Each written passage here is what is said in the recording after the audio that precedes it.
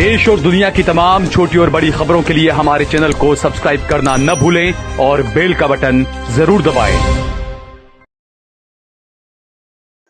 नमस्कार दोस्तों, स्वागत है आपका देश लाइव में और आपके साथ मैं हूं आशिमा त्यागी। दोस्तों, आज की जो वीडियो है बेहद खास है। बात होगी आधी आबादी की, उस आधी आबादी की जिसने सत्ताधारियों को कहीं ना कहीं सत्ता पर बिठाया, लेकिन उनके साथ छल हुआ है। छल कैसे?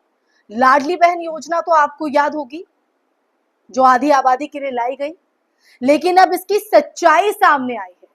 बड़ा खुलासा हुआ है। बड़ा खुलासा क्या हुआ है, आज मैं इस वीडियो के जरिए आपको बताऊंगी कि आधी आबादी के साथ छल कैसे हुआ और क्या बड़ा खुलासा या किस राज से जो पर्दा है वो उठा है। तो चलिए आज के मुद्दे पर आते हैं। जरा कल्पना कीजिए, एक ऐसा राज्य जहां सरकार महिलाओं की आर्थिक मदद के लिए एक महत्वाकांक्षी योजना लाती है। योजना का नाम रखा जाता है लाडली बहन, ताकि हर गरीब औरत को महसूस हो कि सरकार उसके साथ खड़ी है, उसके हित के लिए खड़ी है।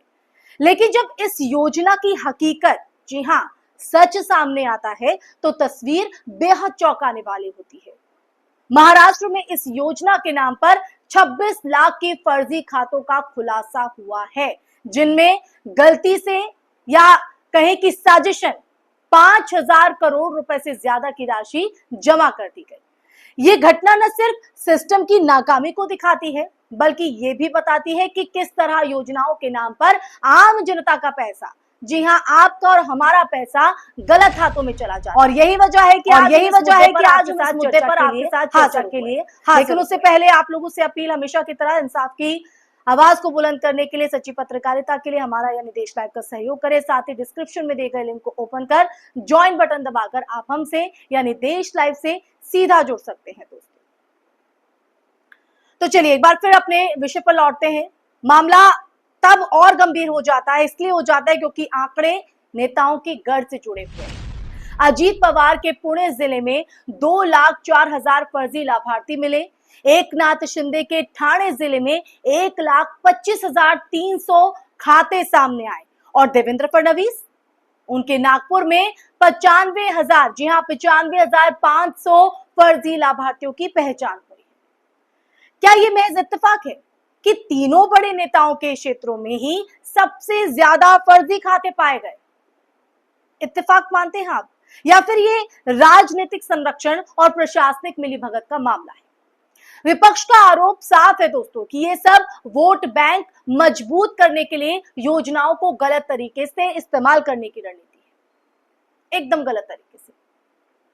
अब ऐसे में सरकार ने कहा है कि सभी लाभार्थियों की ई केवाईसी करवाई जाएगी। सवाल यह है कि जब इतनी बड़ी गड़बड़ी पहले ही हो चुकी है तो ई केवाईसी जैसे उपाय कितने भरोसेमंद होंगे? क्या उन पर भरोसा किया जा सकता है? अगर फर्जी आधार और नकली दस्तावेजों से बैंक खाते खुल सकते हैं तो क्या गारंटी है कि वही खेल ई केवाईसी में नहीं होगा? कौन देगा इसकी गारंटी? यहां यह समझना होगा दोस्तों, यह जरूरी है कि भारत में वेलफेयर स्कीम्स की सबसे बड़ी चुनौती हमेशा ये रही है कि असली जरूरतमंद को लाभ मिले और फर्जीवाड़ा करने वालों को बाहर किया जाए। लेकिन हर बार भ्रष्टाचार और राजनीतिक दबाव इस प्रक्रिया को कमजोर कर देते हैं। अब इस घटना की आप बात कर रहे हैं हम, तो इस घटना का एक और पहलू है, वो है जनता का भरोसा। गांव की गरीब महिलाएं, खेतों में काम करने वाली मजदूर, रोज मेहनत करने वाली जो बहनें हैं, इन सब ने ये सोचा कि सरकार उनकी मदद करेगी, उनकी मदद के लिए योजना लाई गई। लेकिन जब पता चलता है कि उनके नाम पर उनकी जगह किसी और ने पैसे खा लिए तो उनका भरोसा टूटता है। वो भरोसा जो वो अपना वोट देकर जताते हैं। यह सिर्फ पैसों का मुद्दा नहीं है दोस्तों, ये उन उम्मीदों का भी मुद्दा है जो जनता योजनाओं को, जो कहीं ना कहीं जनता को योजनाओं से जोड़ती है। जब एक योजना में इतना बड़ा घोटाला हो सकता है तो बाकी योजनाओं पर लोग कैसे भरोसा करेंगे और करें भी कैसे? इस मामले का राष्ट्रीय परिप्रेक्ष्य भी कहीं ना कहीं अहम हो जाता है। महाराष्ट्र की तरह देश के करीब हर राज्य में महिला या गरीब वर्ग के लिए योजनाएं चल रही हैं। मध्य प्रदेश की लाडली लक्ष्मी योजना इसका उदाहरण है। जो मैं आपके सामने पेश कर रही हूं। अगर महाराष्ट्र में 26 लाख फर्जी अकाउंट हो सकते हैं तो पूरे भारत में ऐसे फर्जी खातों की संख्या कितनी होगी, इसका अंदाजा लगाना मुश्किल नहीं है दोस्तों। ये स्थिति दर्शाती है कि भारत के वेलफेयर सिस्टम में तकनीकी सुधार के साथ साथ राजनीतिक ईमानदारी भी बेहद जरूरी है, बेहद जरूरी, क्योंकि उसके बिना ये योजनाएं उस इंसान तक या उस व्यक्ति तक नहीं पहुंच सकती जिसके हित के लिए लाई गई है। मीडिया के रवैये पर आते हैं, वो भी सवालों के घेरे में है।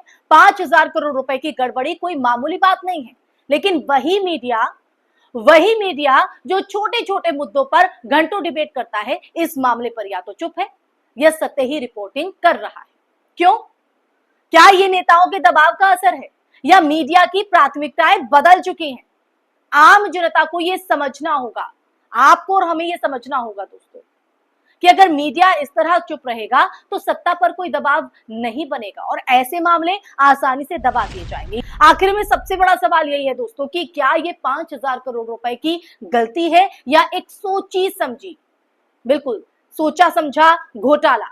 अगर ये गलती है तो इतनी बड़ी चूक के लिए जिम्मेदारी आखिर कौन लेगा, किसकी जवाबदेही होगी? और अगर ये घोटाला है तो इसके असली गुनहगारों को सजा दिलाना क्यों इतना मुश्किल हो रहा है? ये वो तमाम सवाल हैं जिन पर बड़ा प्रश्न चिन्ह अभी भी है। ये विरोधाभास बेहद गहरा है कि आम आदमी का अगर 5,000 रुपए गलत खाते में चला जाए तो बैंक तुरंत नोटिस भेजता है, लेकिन जब 5,000 करोड़ रुपए फर्जी खातों में चले जाते हैं तो पूरा सिस्टम ऑन हो जाता है, पूरा का पूरा सिस्टम।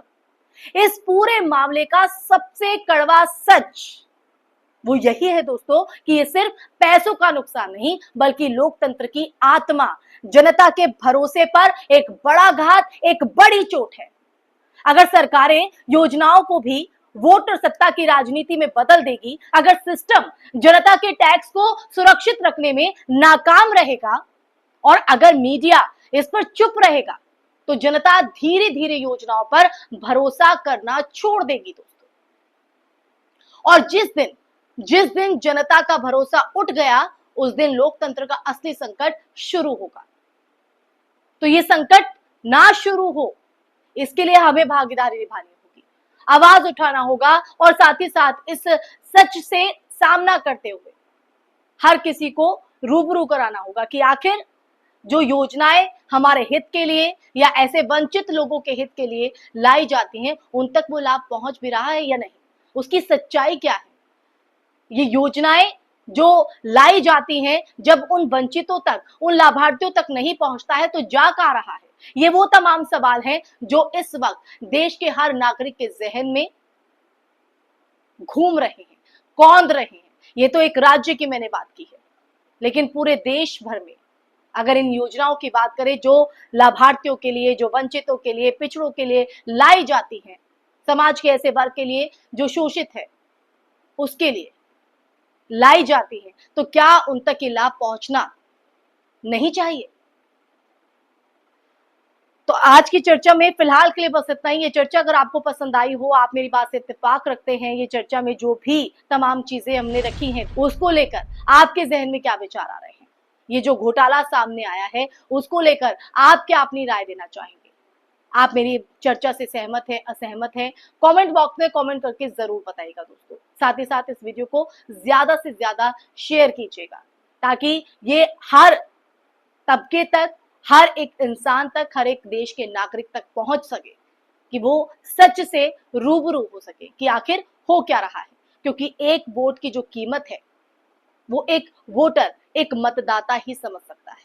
क्योंकि सत्ताधारी तो जब सत्ता में आ जाते हैं तो उनकी जो कथनी है वो करनी में नहीं बदलती है, वो कथनी ही रह जाती है। तो अब वक्त आ गया दोस्तों कि कथनी करनी को एक करने का। तो आवाज उठाइए, सवाल पूछिए। इसी के साथ मैं आप लोगों से इजाजत लेना चाहूंगी, लेकिन जाते जाते आप लोगों से अपील है कि आप हमारे चैनल यानी देश लाइव को सब्सक्राइब कीजिए ताकि ये कुनबा जितना बड़ा होगा, संवाद उतना ही दिलचस्प और सच के साथ हम आपके साथ में रख पाएंगे। इसी के साथ फिर हाजिर होंगे एक नए मुद्दे के साथ। तब तक के लिए अपना ख्याल रखिए। जय हिंद, जय भारत, नमस्कार।